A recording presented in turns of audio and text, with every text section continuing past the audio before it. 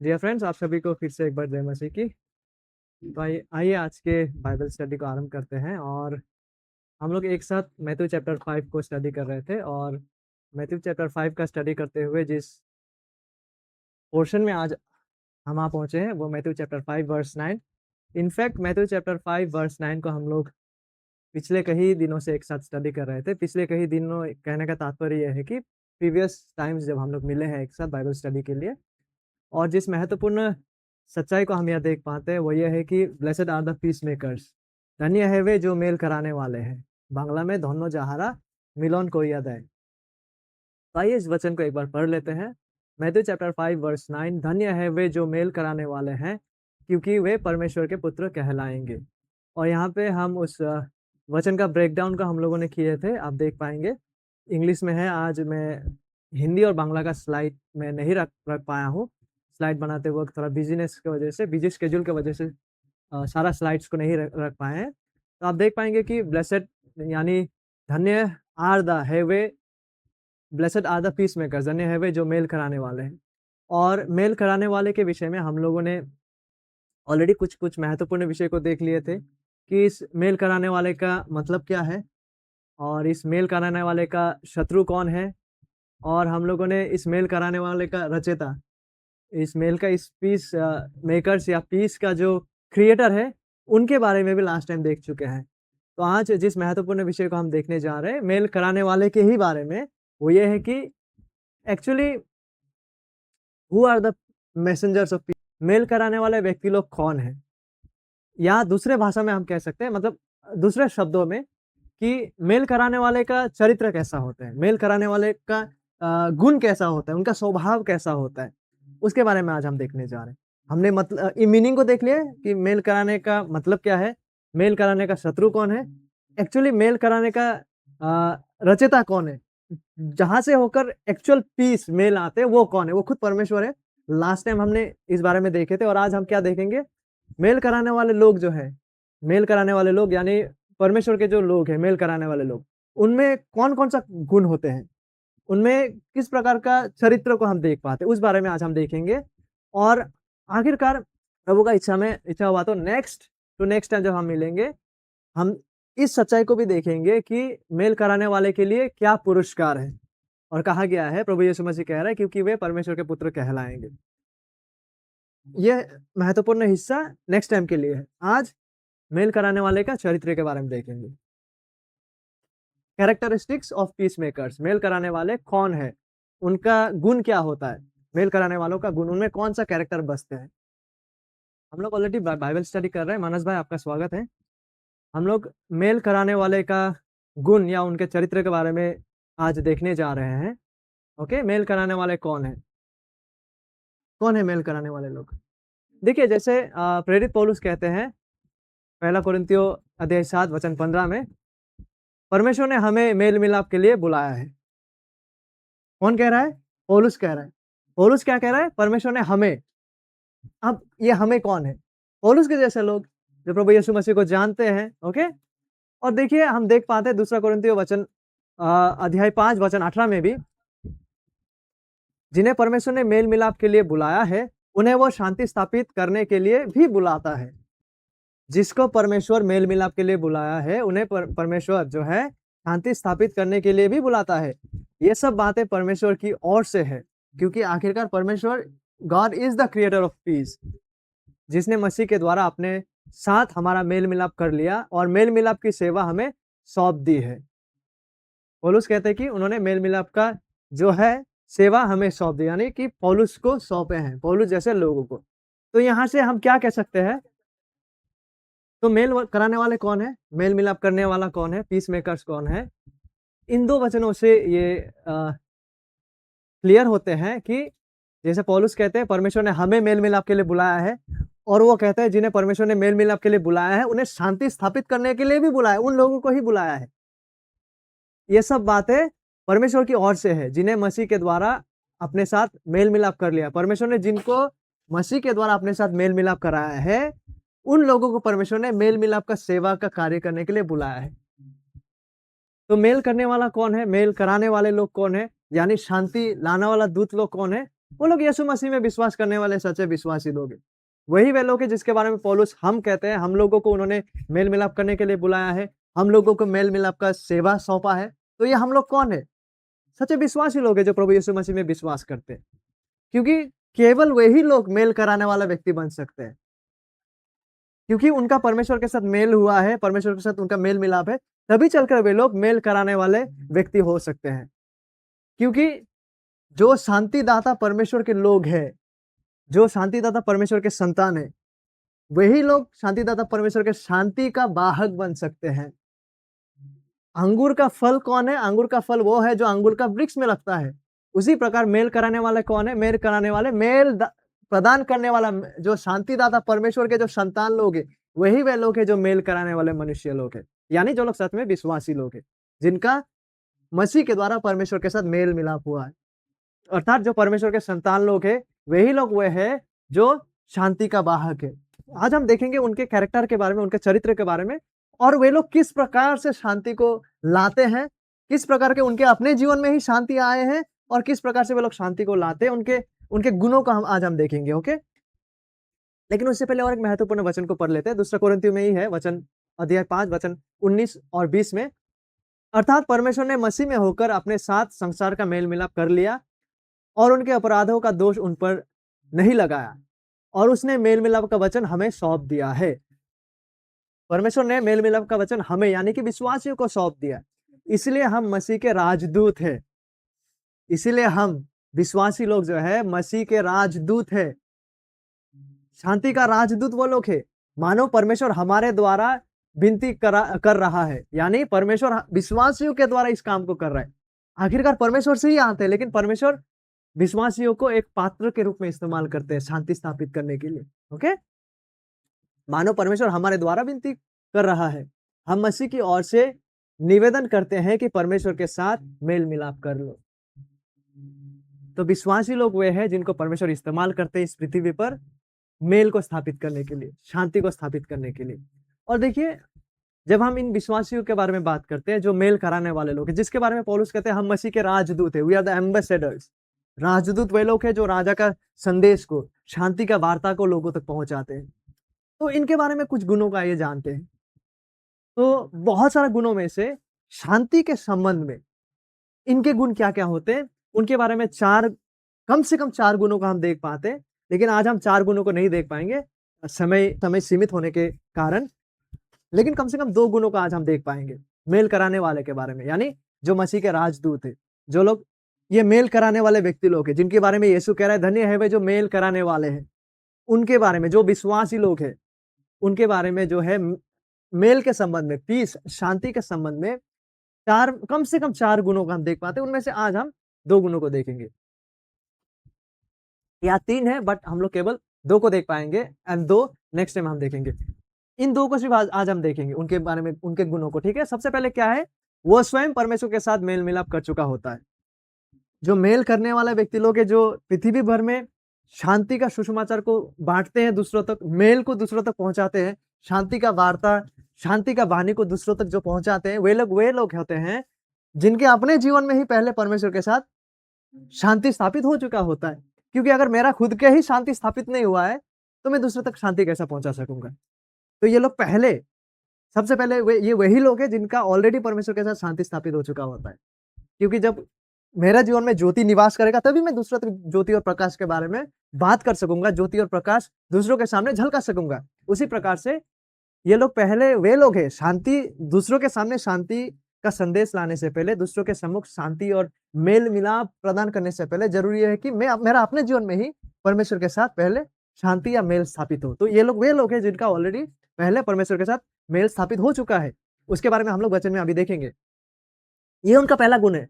Okay, और दूसरा गुण यह है, हम लोग इसको थोड़ा डिटेल्स में देखेंगे, बहुत डिटेल्स में नहीं, जस्ट हाईलाइट करने के लिए 2 बातों को कह रहे हैं। फिर हम लोग पहले वाला को थोड़ा विस्तार से देखेंगे वचन के साथ, और लास्ट में सेकंड वाला को देखेंगे। दूसरा गुण क्या है, शांति स्थापित करने वाला दूसरों को परमेश्वर के साथ मेल मिलाप करने के लिए प्रेरित करता है। 2 महत्वपूर्ण बातें। पहले यह है कि उनके अपने जीवन में ही परमेश्वर के साथ मेल और शांति स्थापित हो चुका होता है, और ये लोग वे लोग हैं जो लोग दूसरों को भी उत्साह करता है कि भाई मेरे, दोस्त मेरे, बहन मेरे, जो भी हो, आप परमेश्वर के साथ मेल कर लो। जिस प्रकार से हम लोगों का परमेश्वर के साथ मेल हुआ है, आपको हम उत्साह करते हैं कि आप भी परमेश्वर के साथ मेल कर लो। तो इनमें ये क्वालिटीज़ होते हैं। क्या क्वालिटीज़? पहले उनका मेल हो चुका होता है परमेश्वर के साथ, ठीक है? फ्रेंडशिप आप कह सकते हैं, फैमिली रिलेशन कह सकते हैं, पीस कह सकते हैं, okay? God and child relation कह सकते हैं, वो स्थापित हो चुका होता है और वे लोग दूसरों को बोलते हैं कि आप भी इस परिवार में शामिल हो सकते हो।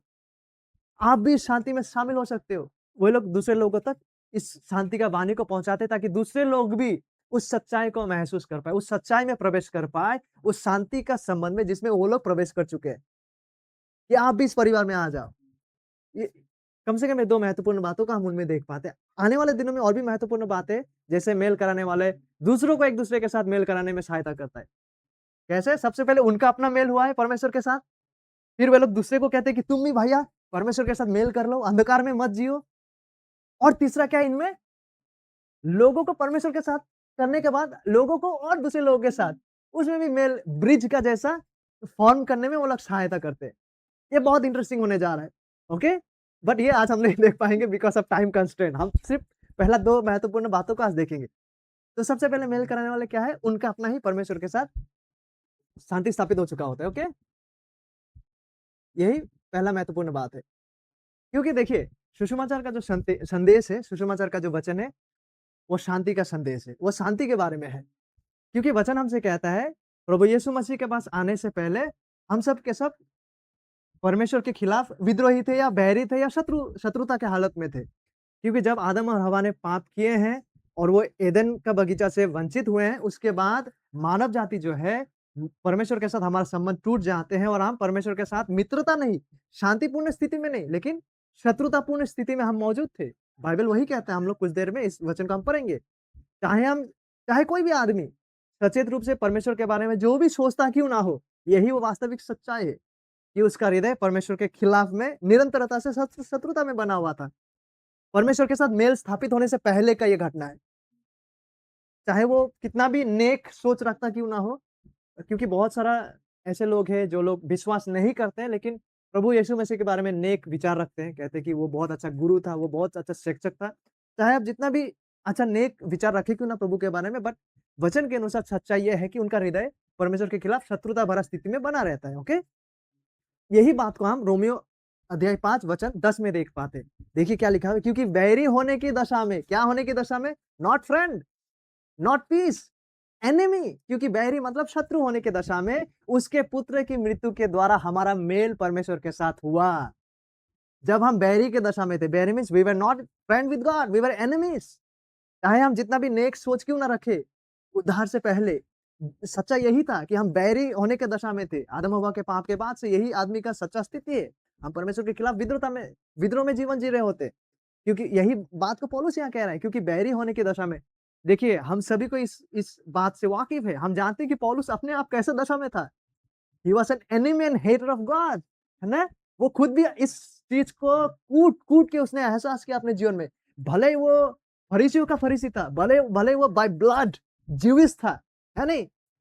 बेंजामिन का वंशज से वो था।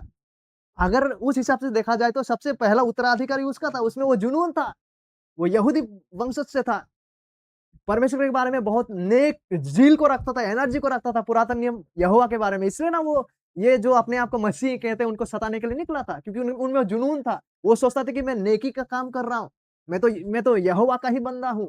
बावजूद इसके उसका सच्चा दशा यही था कि वो परमेश्वर के खिलाफ बैरी का स्थिति में था, जब तक ना उसका परिवर्तन उस राह में हुआ जब उसने पुनरुत्थित मसीह से मिला। तो ये सभी का पिक्चर है एक्चुअली। पौलुस में वो ज़्यादा उग्र दिखते हैं, किसी में कम दिखते हैं, but this is the real picture कि हम परमेश्वर के खिलाफ एक बहरी भरा दशा में होते हैं। लेकिन क्या होते हैं? उसके पुत्र यानी कि परमेश्वर के पुत्र प्रभु यीशु मसीह की मृत्यु के द्वारा यही बुनियाद है। Last time we studied together कि मसीह ही वो बुनियाद है, उसका समापनकारी ही वो बुनियाद है, जिनके आधार पर हम हमारा परमेश्वर के साथ मेल-मिलाप होता है। क्रूस के द्वारा कैसे लास्ट टाइम हम लोगों ने देखे कि किस प्रकार से मनुष्य के घिनौनापन और परमेश्वर का धार्मिकता का वहाँ संघर्ष होता है। देखिए, वही बात को यहाँ हम फिर से एक बार देख पाते हैं, क्योंकि वैरी होने की दशा में उसके पुत्र की यानी प्रभु यीशु मसीह की मृत्यु के द्वारा हमारा मेल परमेश्वर के साथ हुआ है। आमीन। यही वो पहला गुण है माय डियर फ्रेंड्स, मेल करने वाले के बारे में, कि आप उस परिवार का सदस्य बन गए हो। यही वो पहला है कि आपका एंट्री हो चुका है, कि आप बैरी नहीं हो, आप परमेश्वर के मित्र हो, परमेश्वर के संतान हो। यही एक मिलन कराने वाला या मेल कराने वाला का सबसे पहला गुण होता है, उसका परिचय कि वो कौन है। कि वो अब बैरी नहीं, लेकिन परमेश्वर का संतान है। उस उनका मेल परमेश्वर के साथ हुआ है। क्योंकि मेरा अगर परमेश्वर के साथ मेल नहीं हुआ, मैं अगर बैरी दशा में हूँ, खुद ही बैरी दशा में होते हुए दूसरों को मैं कैसे कह सकता हूँ कि मेल कर लो, है ना? विरोधाभास। मुझे अगर खुद ही क्रिकेट खेलना नहीं आता है, मैं कोच कैसे बन सकूँगा? या दूसरों को कैसे कह सकूँगा भाई बैट को ऐसा पकड़ो, वैसा पकड़ो, गेंद को ऐसा फेंकना है। कुछ इसी प्रकार का उदाहरण। इसलिए सबसे पहले जो मेल कराने वाले का गुण होता है, वो यही है कि उसका पहले परमेश्वर के साथ मेल हो चुका होता है। तभी चलकर वो आगे मेल कराने वाला व्यक्ति बन पाते हैं। क्योंकि बैरी होने की दशा में उसके पुत्र प्रभु यीशु मसीह के मृत्यु के द्वारा हमारा मेल परमेश्वर के साथ हुआ है। तो फिर मेल हो जाने पर उसके जीवन के कारण हम उद्धार क्यों ना पाएँगे? ये सवाल है, उद्धार क्यों ना पाएँगे? इसका जवाब ये है इस प्रकार का क्वेश्चन को रेटोरिकल क्वेश्चन कहा जाता है। मतलब इस प्रकार का सवाल ऐसा सवाल है कि इसका सवाल में ही जवाब छुपा है कि हम उद्धार क्यों ना पाएँगे? यानी उद्धार अवश्य आप पा चुके हैं। यानी ये मेल कराने वाला व्यक्ति लोग सबसे पहले वैसा व्यक्ति लोग है जिनका मेल परमेश्वर के साथ हुआ है, वो अब परमेश्वर के शत्रु नहीं रहा, उनका उद्धार हो चुका है।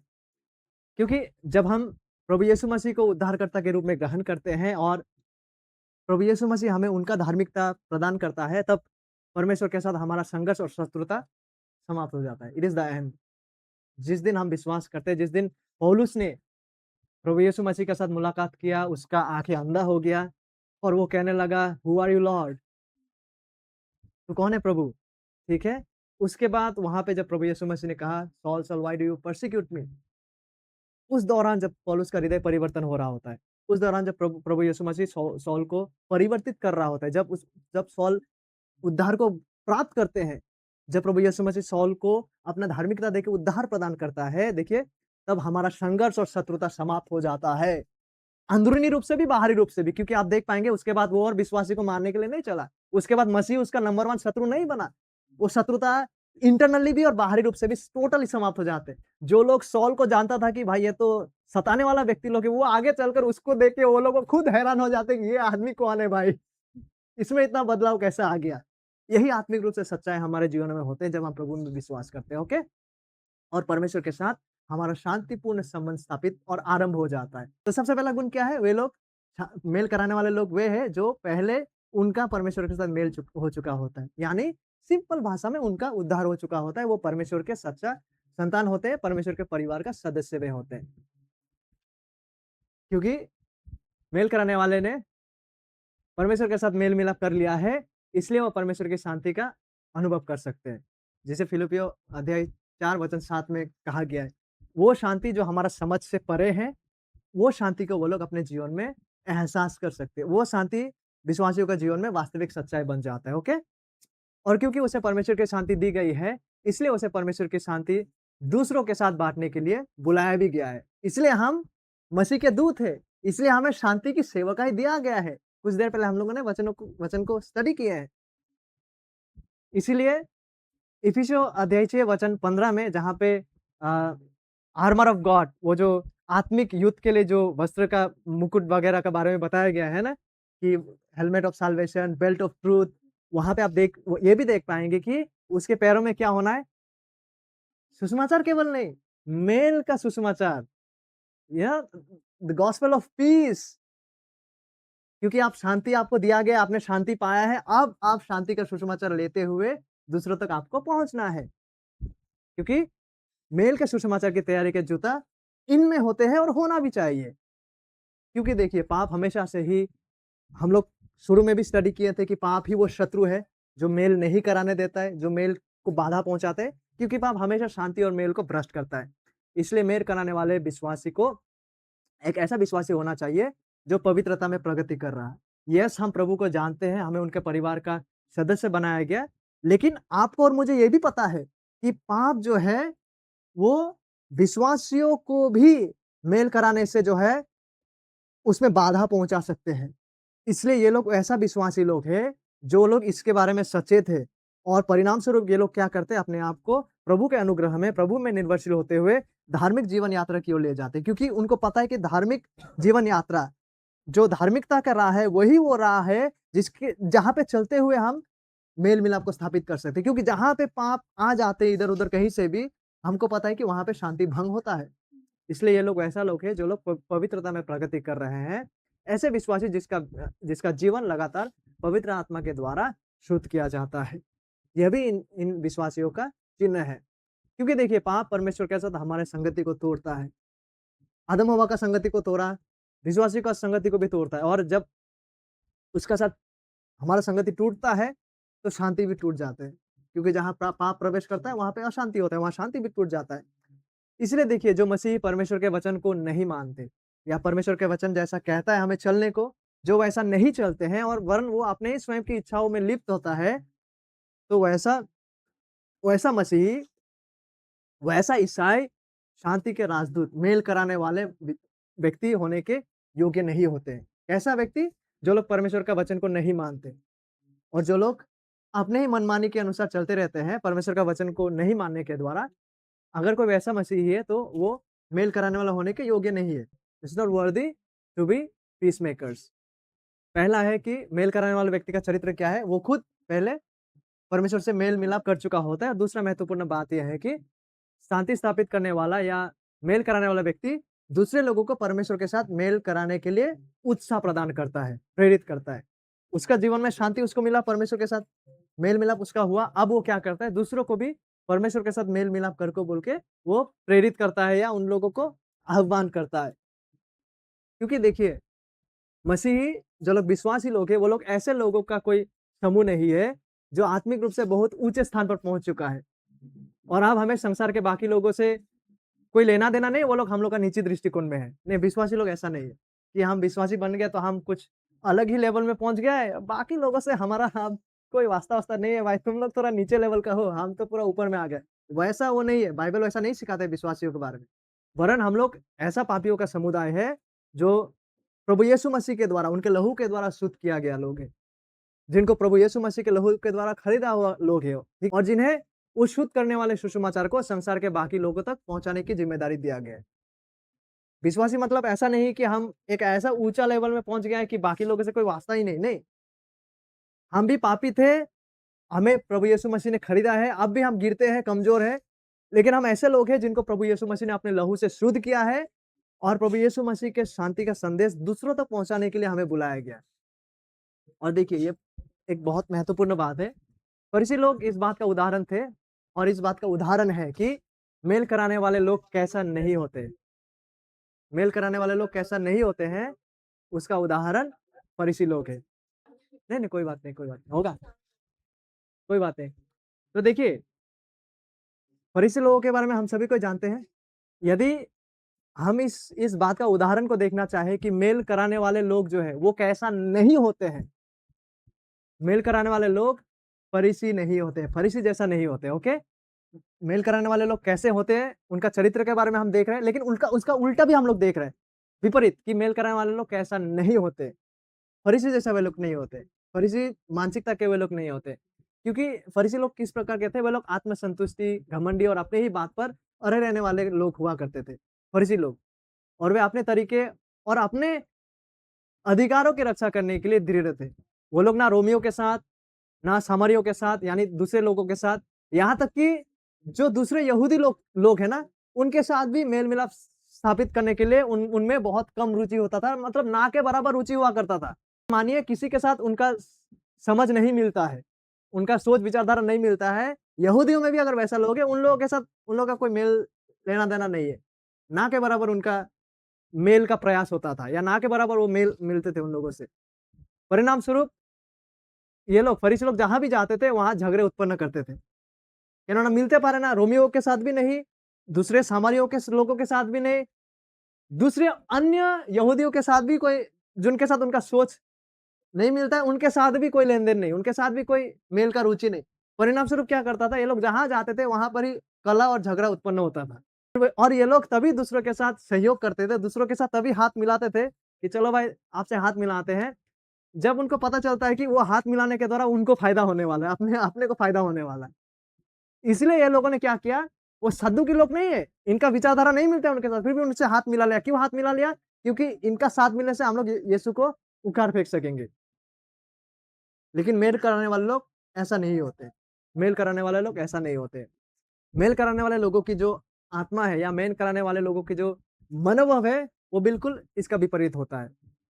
वो दीनता जो लोग मेल कराने वाले लोग हैं, जब हम मची रहती सुसमाचार अध्याय 5 वचन 3 से प्रभु यीशु मसीह की बातों को सुनते आएँगे, तब आप देखेंगे कि मेल कराने वाले लोग कैसे होते हैं, जो मन में दीन होते हैं। वे लोग कैसे होते हैं, जो अपने पाप के प्रति शोकित होते हैं। वे लोग ऐसा लोग होते हैं, जो धार्मिकता के भूखे और प्यासे होते हैं। वे लोग ऐसा लोग होते हैं, जो दयावंत होते हैं। ये लोग ऐसा लोग होते हैं, जो जिनका हृदय शुद्ध होते हैं। ये वैसा लोग हैं, जो बिल्कुल फरीसियों के विपरीत होते हैं।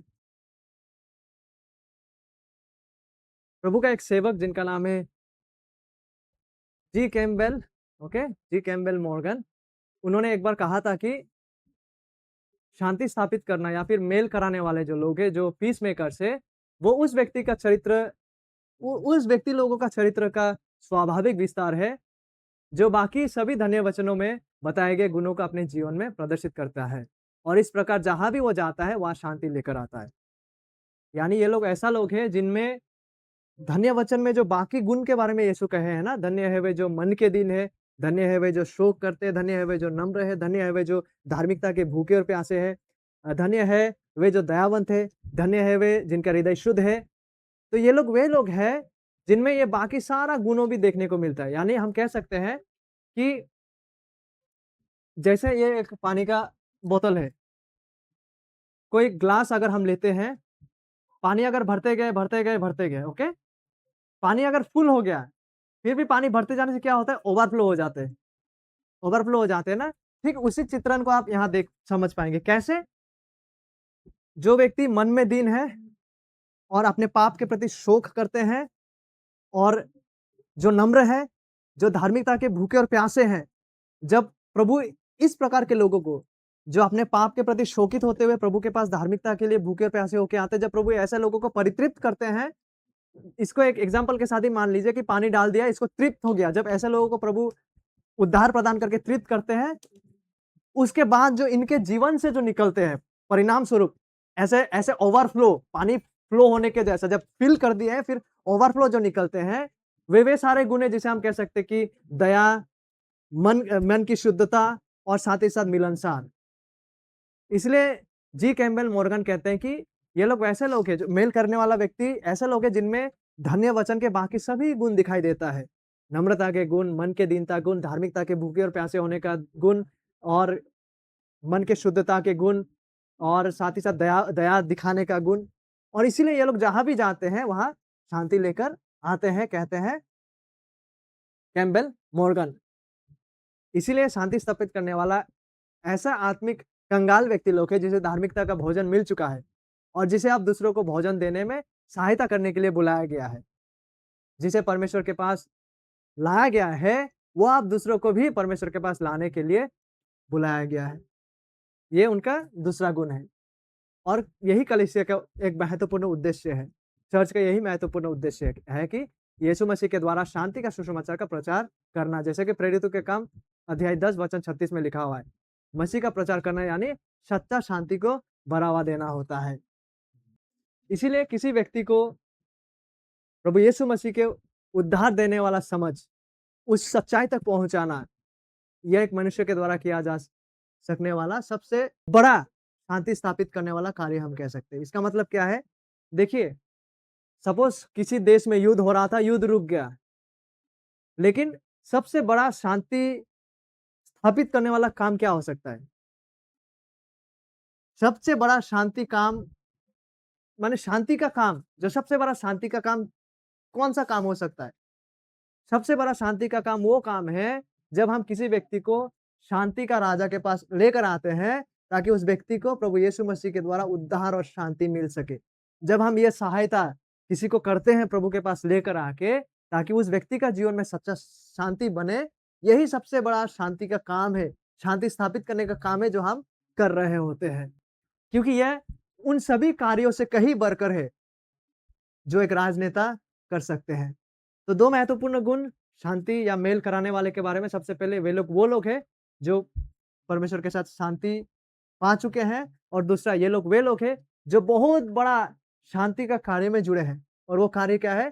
दूसरे लोगों तक प्रभु का शांति का सुसमाचार को पहुँचाते हैं, ताकि वे लोग भी प्रभु यीशु मसीह के साथ मेल-मिलाप के द्वारा सच्चा शांति को अपने जीवन में पा सकें। और नेक्स्ट टाइम जब हम लोग देखेंगे शांति प्रदान करने वाले के गुण के बारे में, मेल करने वाले के गुण के बारे में, तो हम ये भी देखने जा रहे हैं कि ये लोग वैसे लोग हैं, जो लोग यस जिनका मेल परमेश्वर के साथ हो चुका है, जिनको परमेश्वर से शांति मिल चुका है, यस ये लोग दूसरों को परमेश्वर के साथ मेल कराने के लिए उत्साह करते हैं, प्रेरित करते हैं, लेकिन साथ ही साथ नेक्स्ट टाइम हम लोग देखने जा रहे हैं कि ये लोग वे लोग हैं, जो मनुष्य और मनुष्य के बीच में भी शांति और मेल स्थापित करते हैं।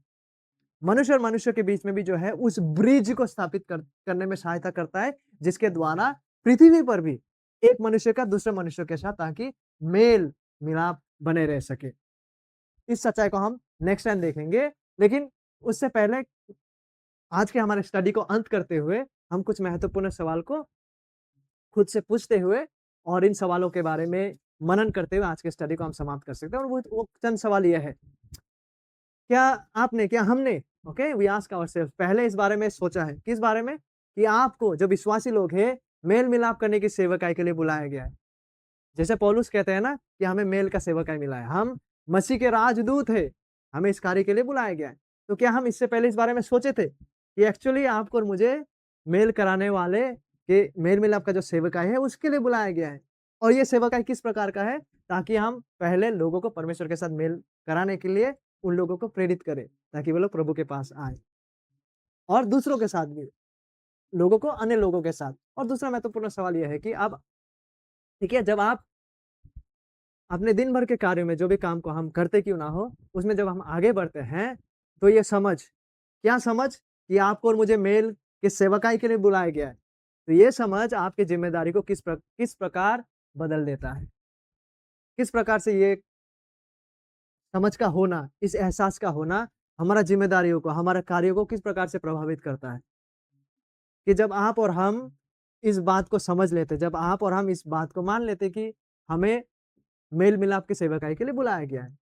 तो जब इसको जानने के बाद जब अब हम हमारे भिन्न-भिन्न कार्य क्षेत्रों में हमारी ज़िम्मेदारियों को निभा रहे होते हैं, तो उन कार्यों में ये एहसास, ये समझ अब किस प्रकार से प्रभाव को डालता है या किस प्रकार से बदलाव को लाते हैं।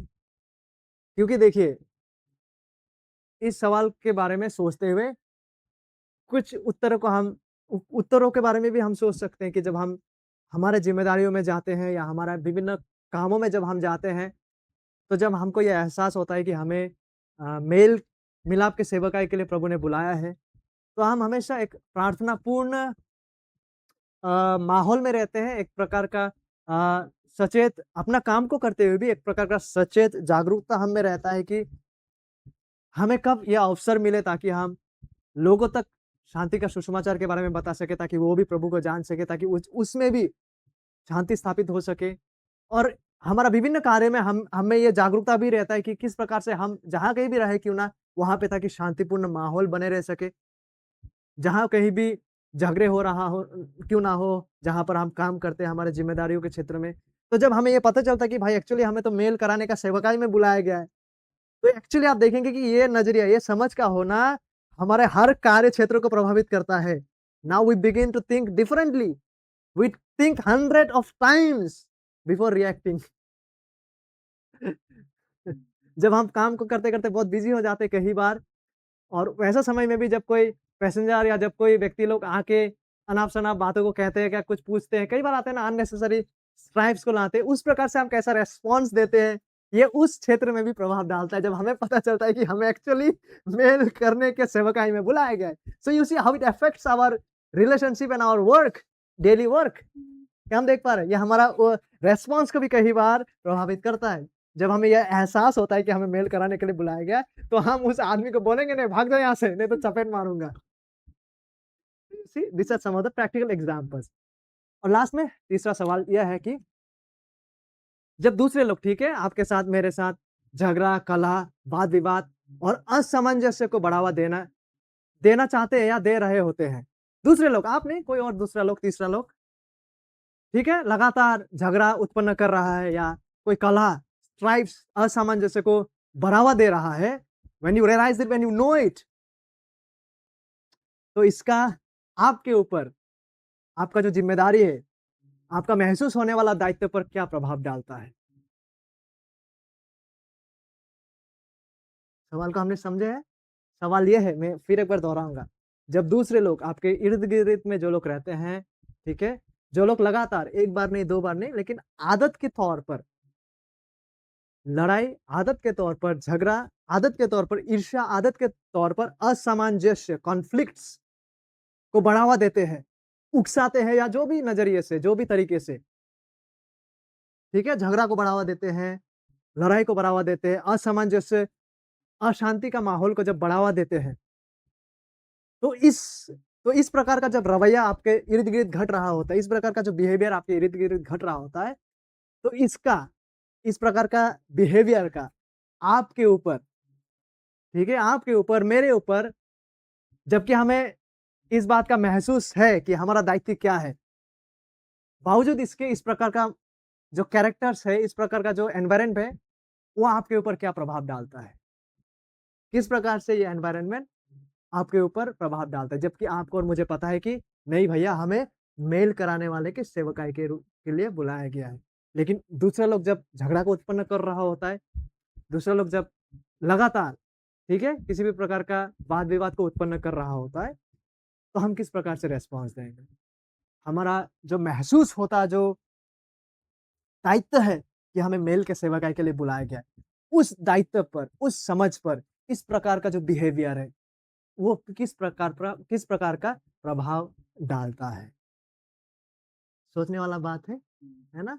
प्रभु हमें हर परिस्थिति में भी दिमाग ठंडा करते हुए एक नम्र व्यक्ति होने के लिए, मिलनसार व्यक्ति होने के लिए, भले लोग उकसाएँ क्यों ना, बावजूद इसके प्रभु हमें सहायता करे कि हम प्रभु यीशु मसीह का क्वालिटीज़ और चरित्र को ताकि प्रतिबिंबित कर सके, और जहाँ जो उचित चीज़ें हैं, उचित कदम है, ताकि उसे धार्मिकता के द्वारा, ताकि हम उचित कदम को ले पाएँ, शांतिपूर्ण रीति से, प्रेम में, और ये एहसास करते हुए कि आपको और मुझे मेल कराने वाले के सेवकाई के लिए बुलाया गया है। धन्य है वे जो मेल कराने वाले हैं, क्योंकि वे परमेश्वर के पुत्र कहलाएँगे। Let us pray.